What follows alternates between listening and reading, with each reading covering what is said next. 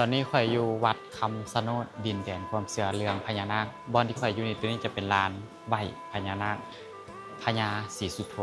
ก็สิมีผู้คนจำนวนหลายที่มาบูชามากราบมาไหว้เฮาเข้ามาทำมิตรเฮาก็สิเห็นลานตัวนี้แล้วก็เฮาก็สิมานั่งอยู่ลานตัวนี้ก่อนเพื่อให้เพิ่นผู้ที่ประจำอยู่นี่เพิ่นจะพาท่องคาถาในการไหว้พญาศรีสุโธหลังจากนั้นก็เอาสิ่งที่เฮานำมาก็ไปไหว้ตามโต๊ะที่เพิ่นจัดสรรให้แล้ววันนี้ค่อยให้แม่นไหว้ไปเรียบร้อยแล้ววันนี้ค่อยสิพาพวกเจ้าย่างเลาะเบิ่งสถานที่อ้อมๆของวัดคำชะโนดว่าเป็นแนวใดอยู่นี่หันแม่นเพิ่นจะปิด 4:30 นพวกค่อยหันมาฮอดอยู่นี่ประมาณ 3:30 นเวลาก็จำกัดละเวลาเฮาย่างเข้ามาเฮาก็สิเจอศาลแบบนี้ให้เฮาได้กราบอีกเทื่อนึงต้นทางหลังค่อยนี่ต้นใหญ่ๆอยู่ที่มีศาลอยู่กองนี่ตัวนี้จะเป็นต้นหมักเดือที่มีขนาดใหญ่สมควรเลยหลายคนที่มาฮอดจุดนี้ก็ต้องได้กราบไหว้อยู่นี่ก่อนต้องได้กราบศาลอยู่นี่ก่อนที่จะไปบ่อนอื่นๆวิธีการไหว้วิธีการขอพรก็คือจะมีป้ายน้อยๆอยู่ข้างๆมันจะเป็นคาถาที่เฮาไหว้เฮากระท่องตามนั้นตามนั้นเลยแล้วก็กราบแล้วก็ขอพรคำชะโนดนี่มันจะบ่ได้กว้างหลายปานใดอยู่นี่หันค่อนข้างอุดมสมบูรณ์เลยมีกระรอกพร้อมกระรอกมากินมะเกลือโตคำชะโนดนี่มันจะบ่ได้แม่นดินมันจะเป็นเศษไม้อีหยังต่างๆมารวมตัวกันแล้วพยุงผืนตัวนี้ให้มันฟูอยู่เทิงน้ำเลยอากาศอยู่นี่หันโคตรเย็นเลยมีต้นไม้ใหญ่หลายตลอดทางที่เฮาย่างมาก็สิเป็นแบบนี้แหละเป็นไม้แบบนี้เพิ่นจะเฮ็ดไม้แบบนี้อยู่คำชะโนดนี่จะเป็นหนองเป็นบึงขนาดใหญ่ตัวนี้แม่นเป็นการบอกให้ฮู้ถึงระดับน้ำระดับความสูงส่วนใหญ่แล้วอยู่นี่จะมีต้นหมักเดือแบบนี้นี่หลายแล้วก็แต่ละต้นนี่มีขนาดใหญ่ขนาดเลยนี่ตัวนี้ก็จะเป็นต้นหมักเดือหมดเลยนี่นะตัวนี้จะเป็นต้นหมักเดือหมดเลยตัวพื้นทั้งลุ่มนี่มันจะบ่ได้แม่นดินแท้ๆเป็นสถานที่ศักดิ์สิทธิ์ที่หลายๆคนให้ความเคารพนับถือเป็นอย่างสูงเลยโดยเฉพาะคนที่นับถือพญานาคแม่นสถานที่นี้เป็นสถานที่ศักดิ์สิทธิ์ร้านที่ข่อยย่างเขาเจ้าจะเฮ็ดอ้อมเกาะตัวคำชะโนดนี่เลยเฮาแนมไปนี่ก็สิเห็นเป็นหนองเป็นบึงขนาดใหญ่เลยอากาศอยู่นี่จะเย็นตลอดมื้อเลยเวลาเฮาย่างมาเฮาก็สิพบเห็นตลอดเลยต้นมะเขือ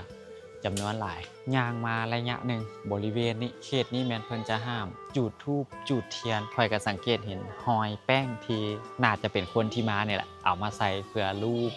ให้มันมีเลขขึ้นเพื่อเป็นการขอเลขบ่อนนี่เพิ่นจะเฮ็ดร้านแบบนี้ให้มีเนื้อที่พอสมควรต้นไม้แต่ละต้นนี่ค่อนข้างมีอายุน่าจะฮอดเป็นหลายร้อยปีอยู่แต่ละบอนที่ย่างมานี่ถ้าว่ามีคนเดียวย่างมานี่ค่อยเชื่อเลยว่าบ่กล้ามาแน่นอนเบิ่งไปจุดใดก็รู้สึกว่ามัน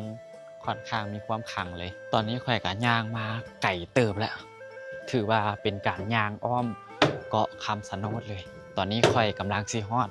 บ่อน้ำศักดิ์สิทธิ์ตัวนี้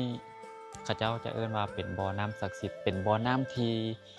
บ่เคยแห้งจักเทื่อน้ำก็สิเป็นประมาณนี้ตลอดถ้าผู้ใดมาหั่นเพิ่นห้ามโยนเหรียญบาทลงไปเด้อเหรียญเงินบาทหั่นนะเพิ่นห้ามโยนลงไปถึงแม้ว่ามีการห้ามโยนลงไปแต่ว่าเขาเจ้าจะเอามาตั้งแบบนี้แทนตั้งอ้อมบ่อนี่เลยสิตั้งก็ได้บ่ตั้งก็ได้แล้วแต่ตามความสะดวกแล้วก็อยู่ทางหน้านี่เพิ่นก็สิเฮ็ดพญานาคแบบนี้ใส่ค่อยย่างเข้ามานี่ค่อยก็เห็นต้นไม้ตัวนี้นี่ค่อนข้างหลายที่สุดเลยอยู่ในนี่แล้วเพิ่นก็มีป้ายติดไว้นี่ว่าต้นชะโนดบ่อน้ำศักดิ์สิทธิ์นี่มันจะอยู่ทั้งหลัง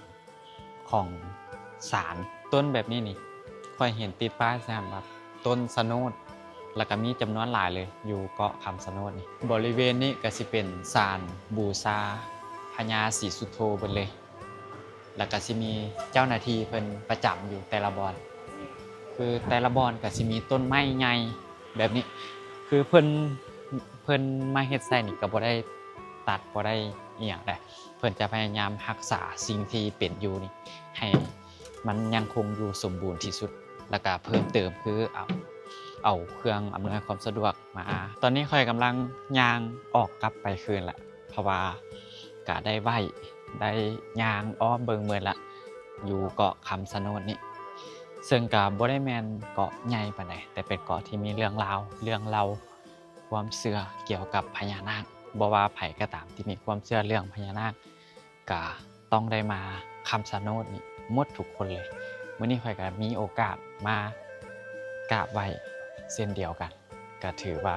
เป็นสิริมงคลให้กับ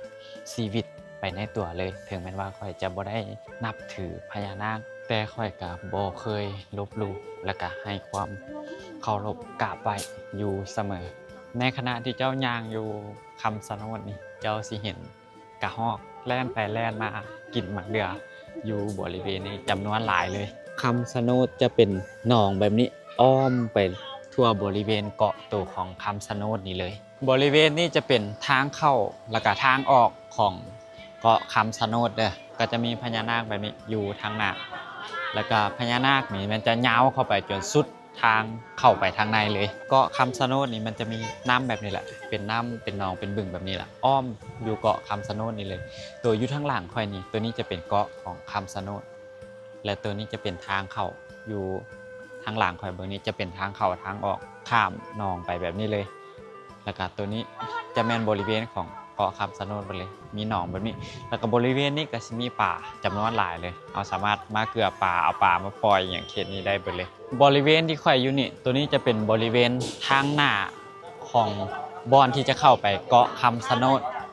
แล้วอยู่นี่แม่นสิมีพระใหญ่ๆยืนอยู่นี่องค์หนึงเฮาก็สามารถไปกราบไปไหว้ได้คือกันหลังจากออกมาเฮาก็กลับมาเอาเกิบอยู่บ่อนเก่าที่เฮาไว้นี่แล้วก็